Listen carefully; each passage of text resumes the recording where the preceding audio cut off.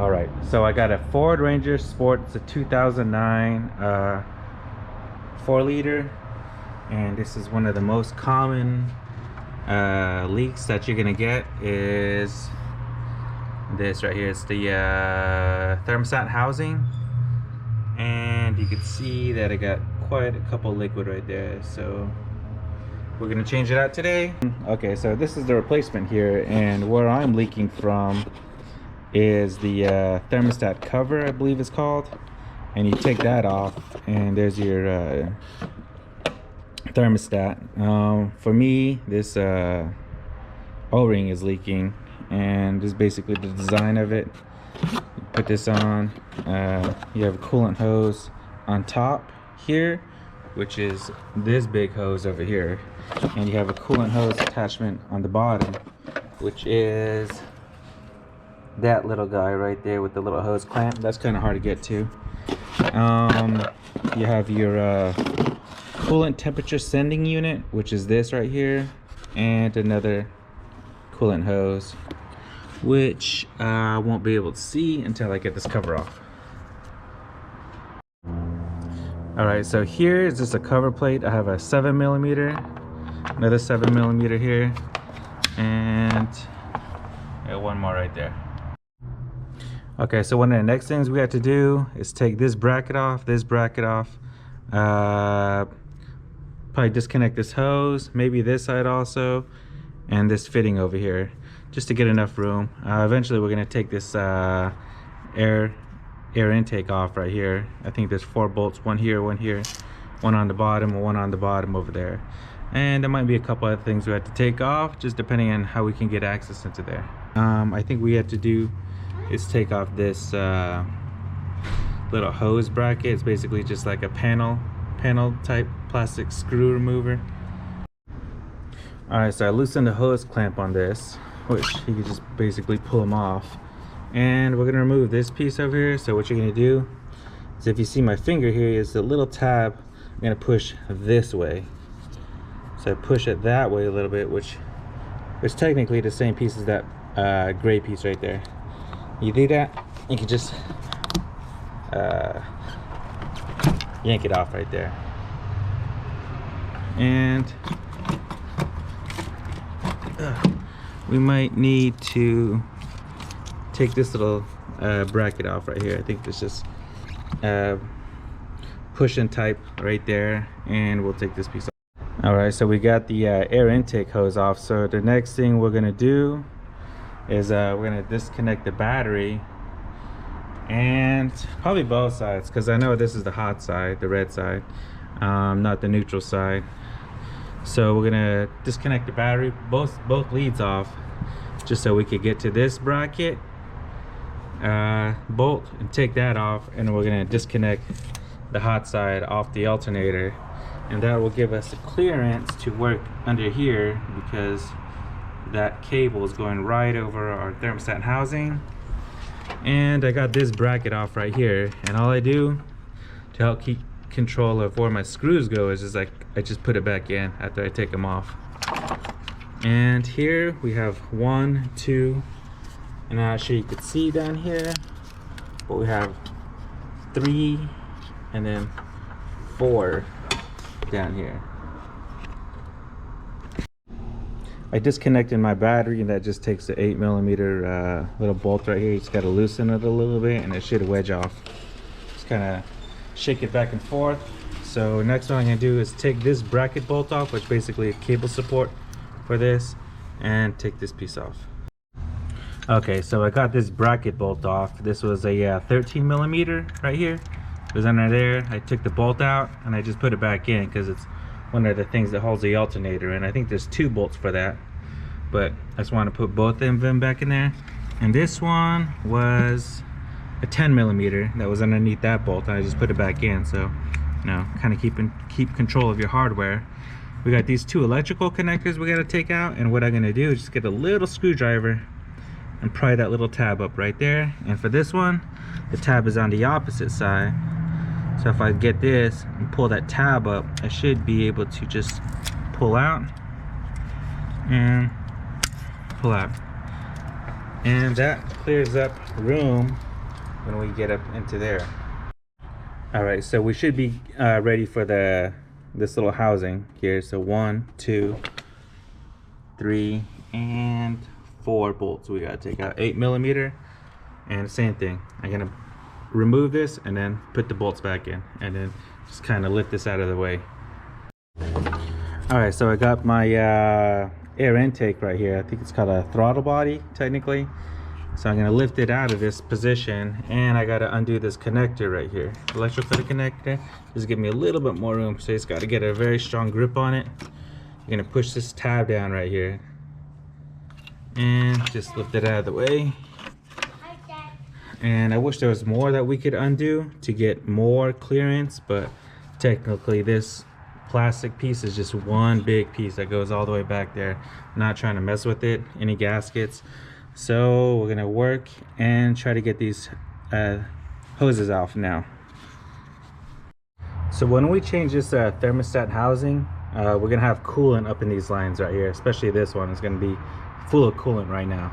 So what we're gonna do, that hose snakes around and goes to your radiator. So what we're gonna do is drain some of the radiator up to this level, just below the outlet. We'll verify by maybe like a dipstick kind of thing through the fill cap, and the way we get to it is on bottom of here. We just have like a radiator shroud. Sorry, we have 1 bolt, 2 bolts, and probably 2 more bolts down here somewhere. So this is the bottom of the fan shroud right here. It's had a bolt here, 2 more there, and then some push type panel screws, which basically just kind of come out. So what that gives us access to is this little petcock valve right here.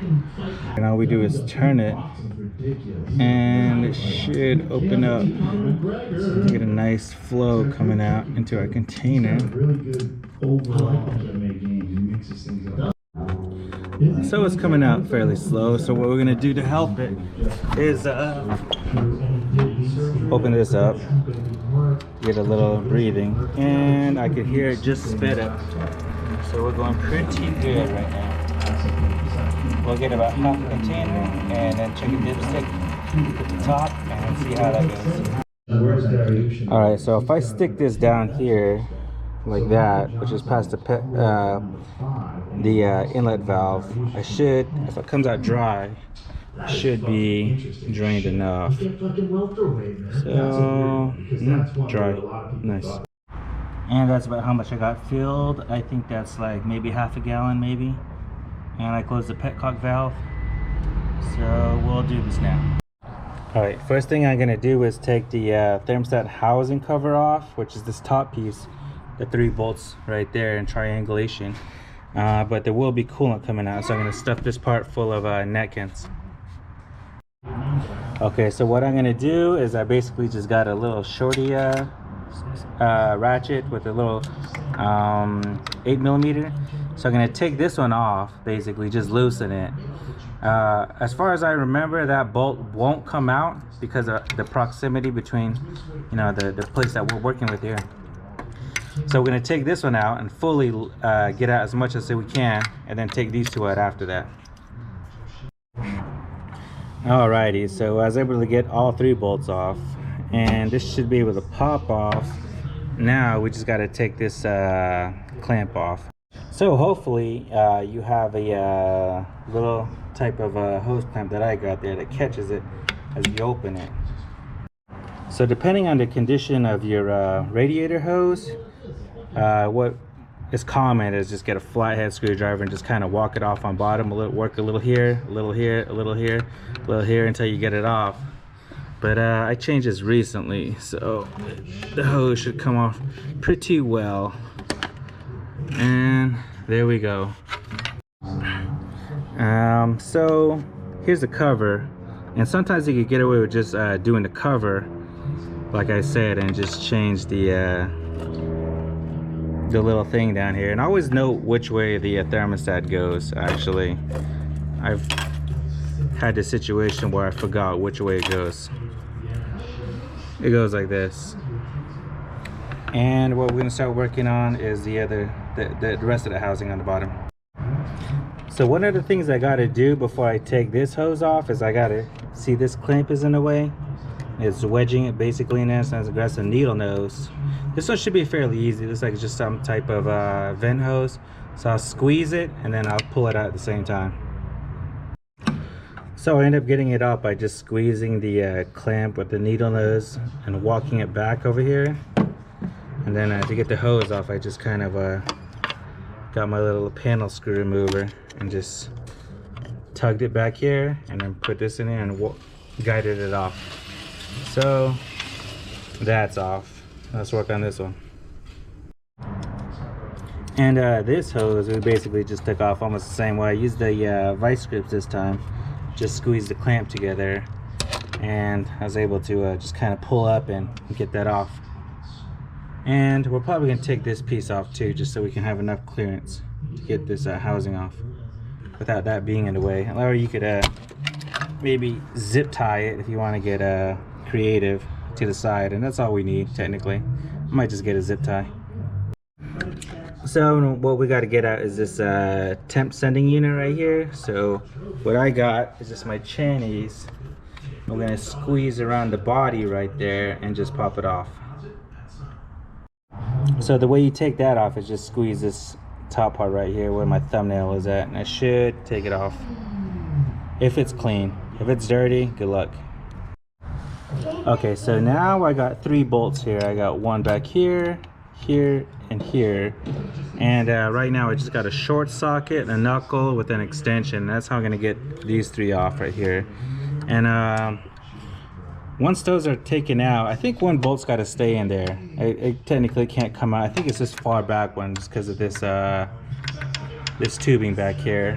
So these 2 I think can fully come out. This one will have to kind of just stay in the body, and we'll have to pull it out with the body. But before we take it out, you know, once I have everything loose and it can come up and separate from the I guess the engine, we're gonna get some vice grips and then squeeze that clamp as we pull it off. So when I take it off, this will just stay here. I'll put it on, close it, and as I take the body off, I'll keep the vice clamp there. That way when I put the new one in there, it'll land in pretty smoothly. So one of the things you're going to want to do is very evenly start loosening these bolts, because these are very long. I swear they're like 3 or 4 inches long. So you're gonna have to kind of evenly loosen them technically. And then one of the first ones you're gonna want to do is take this back one out as far as you can. Like I said, it won't fully come out, but it'll unthread all the way. And these 2 will fully come out. So that's what we're gonna do right now. Okay, so we got these loose. This one can fully come out. This one can fully come out. But like I said, for this very last one, it won't be able to come out because it'll be hitting this part. So as we lift it up, we're gonna have to pull this housing off, and we should be able to do that once we got that hose clamp vice gripped off. So as we pull this off, we just got to pull that hold that bolt at the same time. Okay, so we got it off. I was able to pull it up from there, and one of the things you have to do is just kind of rotate it out, and that's it right there. That's the dirty one, the older one. But you can see we kind of got some coolant right there, so I'm gonna probably siphon some of that off, clean it off with like a soft wire brush, brass brush, Dremel head. And I kind of feel like we're gonna need more room. So what I'm gonna do is take this idle pulley off with the belt, just so we could kind of get, you know, as we put it back in, we make sure the gaskets seat nice and neat, and we'll have a little more room to play with. Okay, to see the extent of the leak, I kind of got a flashlight so we can see pools of coolant back here. As they pull away, we're gonna drain some of that and then try to get a lot of that out. All right, we got a lot of that cleaned up back there. Looks like we have some type of sensor back there. And what I'm gonna do next is just put some napkins in here, some type of rag, just to prevent anything from falling in there, which I would not want, and soak up some of that liquid. All right, what I'm gonna do now is just stuff this up with a little napkin here. I got most of it cleaned up, some liquid out, so I'm just gonna stuff it there and attempt to clean some of this outside with a brass brush. So I believe this part is aluminum, so you gotta just be careful that you're not using like a file, or be gentle with a steel brush.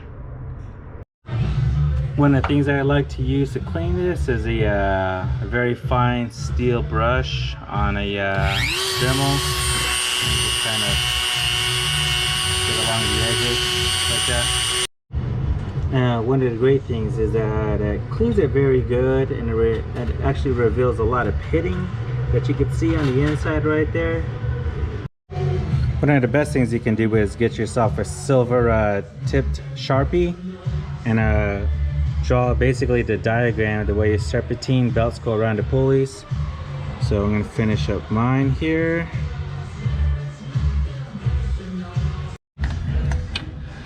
Alrighty, so to take this outer pulley off, you're going to need a 13mm.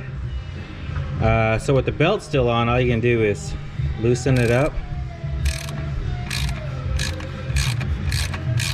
Once it's adequately loose, you're gonna stick a 3/8 drive into this let's see, engine belt tensioner pulley. And if you, let's see, looks like I got it the wrong way.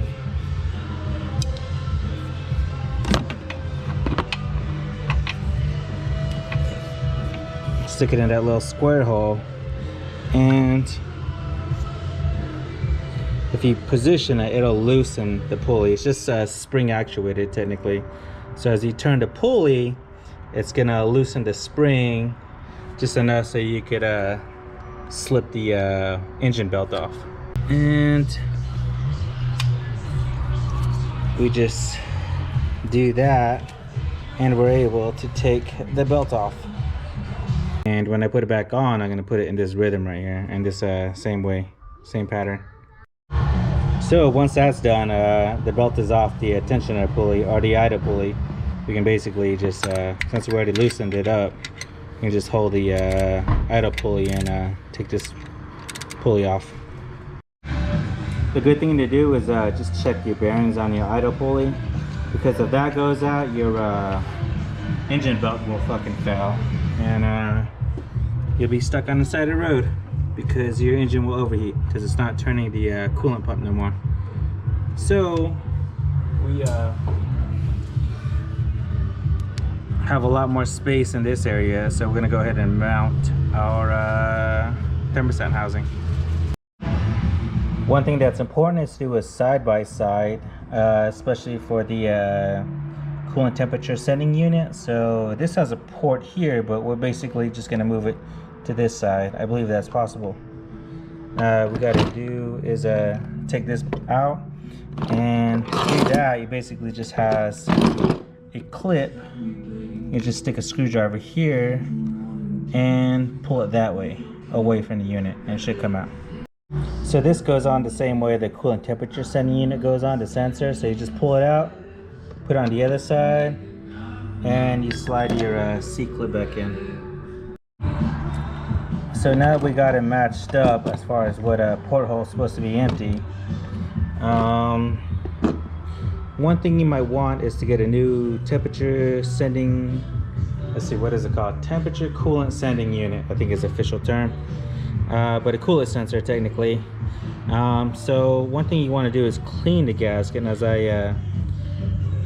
heat will eventually make the gasket hard. So this one tore very easily while I was attempting to clean it.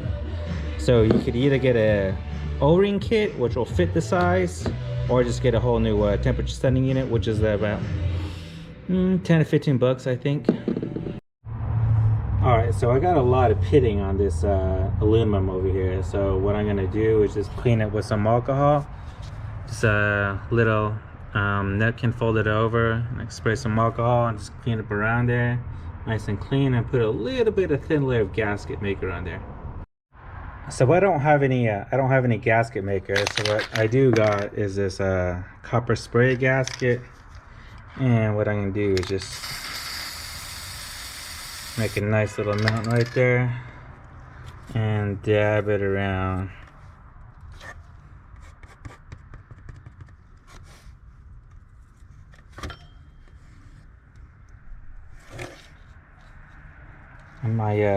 My palette is my nice Rock Auto box. Shout out to them.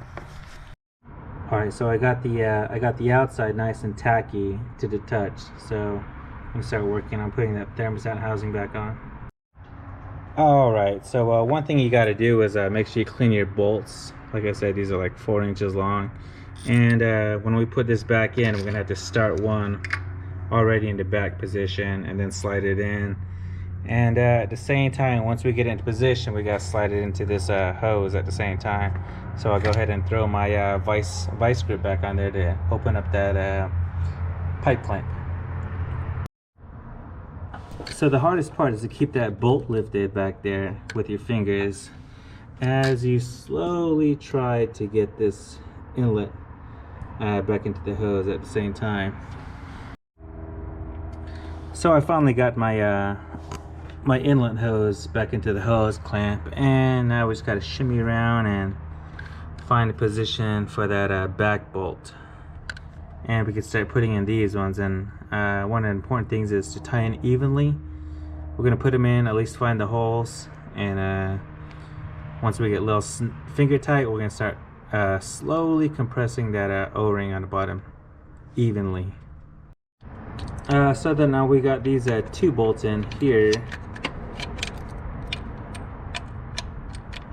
and they found their threads that they got to go down. We're gonna start working on this back one, and after that, yeah, just tighten them evenly for a nice even compression on that bottom O-ring that you can't see no more. Okay, so now that we got those 3 bolts nice and even, I'm gonna go ahead and put this sensor back on. I'm not sure if you can see that. There we go. That's back on, and we'll start working on this hose right here. Right now, like I said, I got it zip tied, so once we put this hose back on this inlet with the hose clamp, we got to put this little hose back on after into this 1/4 inch tubing. Alrighty, so we have that hose back on and that little 1/4 inch hose above it right there, nice and snug. And the next one we're gonna probably work on is this one. So the hose is all the way up to the housing, and all we gotta do is basically make it fit in the grooves, and bam. Alright, we're gonna put the thermostat housing in, and the O-ring goes on top of it with the housing. Let's see, sticking out that way.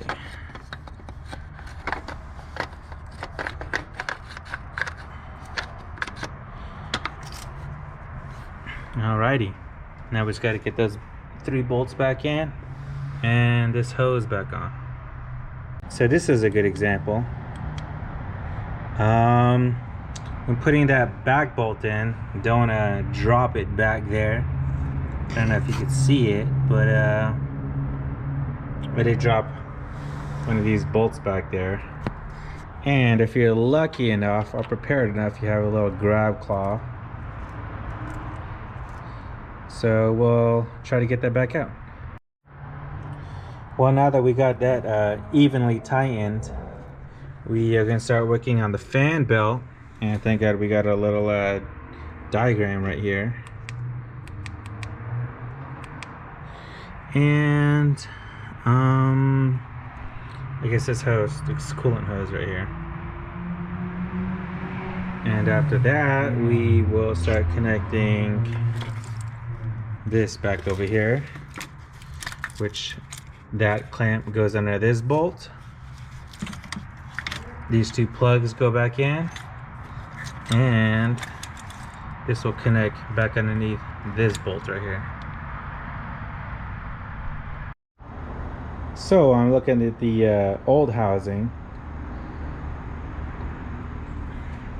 and it looks like one of the flaws is that the bottom house is separating.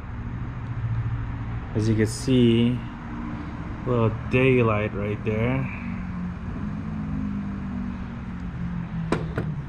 And the top housing goes on top of it. The bolts, if I can find one, go up to there. But they technically could go all the way as a through bolt. So if I get one that's probably 20 millimeters longer, I could throw a nut on bottom of here, and that will clamp this two pieces together. So it's a housing failure technically. That's what sucks about these housing, is they're all plastic, and I guess the bottom housing is technically separating. So I got this new one in. So what I'm gonna do is throw, I get 20 millimeter longer bolts. It looks like these are M6. So I'm gonna take a measurement of this, and that's about 25 millimeter. So I guess I could get a, let's see, 45 millimeter bolts. That way I could stick a nut on the bottom of this. There are holes on the bottom of this, so you can stick bolts through there.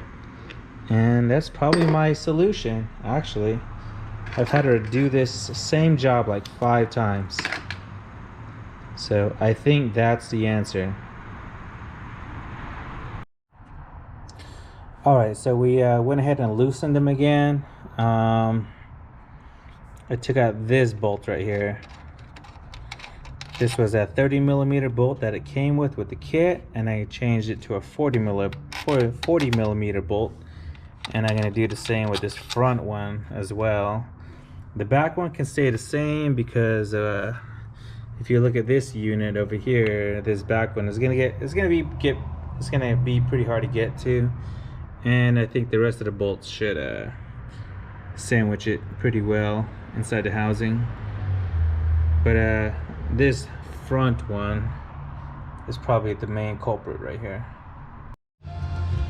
Alrighty, so I got those 40 millimeter bolts in, and I just threw a washer on those, on these two basically. I kept that one the same, the one back there. So I was gonna tighten them. Okay, so we got those 3 bolts tightened, and the only difference, they tightened just as they were with the 30 millimeter bolts. But now we got some exposed thread on the bottom, and that's where we're gonna throw our nut on the bottom. Just these two, just to sandwich that bottom housing plastic together with plastic welded. So the combination that I'm going to use is a split lock washer with the nylon locking nut right there. So that'll help with probably vibration, and the nylon locking will probably fail by itself with that heat, because it'll get that the heat will get that nylon soft. But hopefully that'll get saved by the split lock washer. Alright, so the way I was able to reach this bottom bolt over here, nut I should say, was with the 10 millimeter closed wrench, I guess. And this one I was able to reach with just a regular socket. So I had the bolt tight at the bottom, And back to the install process. The hose, battery cable, oh, and the serpentine belt. Okay, so one thing about your radiator hoses is just kind of give it a squeeze. If you see any type of cracking or anything like that, or deterioration, you're gonna want to replace that right now. And then it's not too bad. There is the other hose clamp, and it should come off. I think I took mine off about a year or two ago, so that's good for me. So to undo this bracket, we're just gonna stick a little screwdriver here, get it in a nice position, and there it goes. Okay, so we got our bracket bolt back in, and our hot from the battery coming back on, and we just put these battery sensors back in. Let's see, this one goes this way.